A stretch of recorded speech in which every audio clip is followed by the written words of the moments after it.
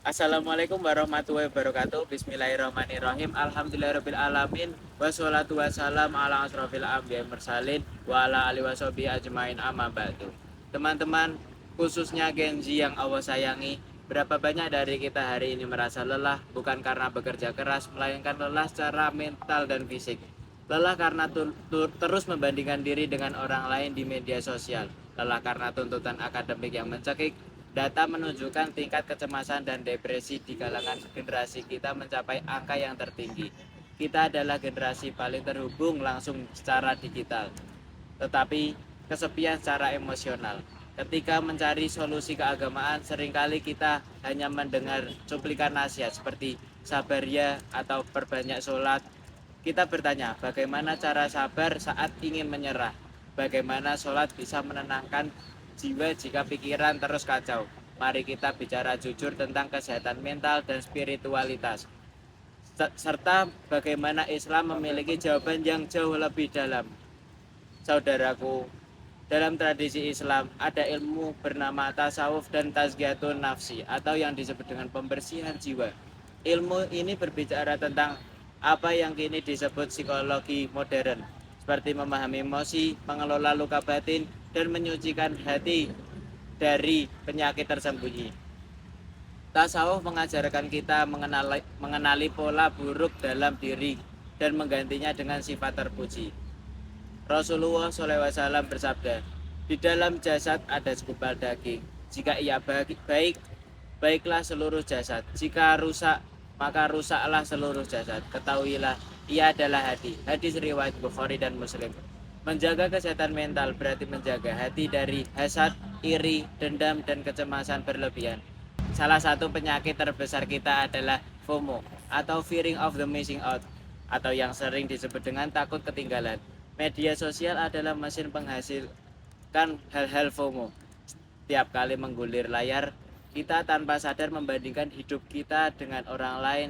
Disinilah ajaran qanaah berlangsung. Qanaah tersebut artinya merasa cukup, menjadi tameng yang kuat. Qanaah bukan pasrah tanpa usaha, melainkan keterangan batin dari keyakinan bahwa apa yang Allah berikan cukup untuk kita saat ini. Allah berfirman dalam surat Toha ayat 124 yang artinya, barang siapa berpaling dari peringatanku, sungguh dia akan menjalani kehidupan yang sempit. Yang dimaksud adalah kesempitan hati, kecemasan tak berujung, lalu tawakal, meletakkan hasil akhir di tangan Allah. Setelah usaha memaksimalkan dalam psikologi, ini disebut melepaskan toxic control atau kebutuhan mengendalikan hal di luar kuasa kita. Kita juga butuh komunitas yang suportif. Namun, terkadang komunitas muslim justru menjadi sumber tekanan. Kita takut bercerita karena khawatir dihakimi, takut dibilang kurang iman. Rasulullah SAW membangun komunitas di mana para sahabat bisa menangis, mengaku kesalahan, dan bertanya hal pribadi tanpa takut dihakimi. Kita perlu di lingkungan di mana kita bisa berkata, hari ini aku lemah, doakan aku, tanpa dicap kurang iman. Allah berfirman dalam surah Al-Maidah ayat 2, tolong menolonglah dalam kebajikan dan takwa. Menjaga kesehatan mental teman adalah tolong menolong dalam kebajikan. Mendengarkan curhat tanpa menghakimi adalah bentuk takwa.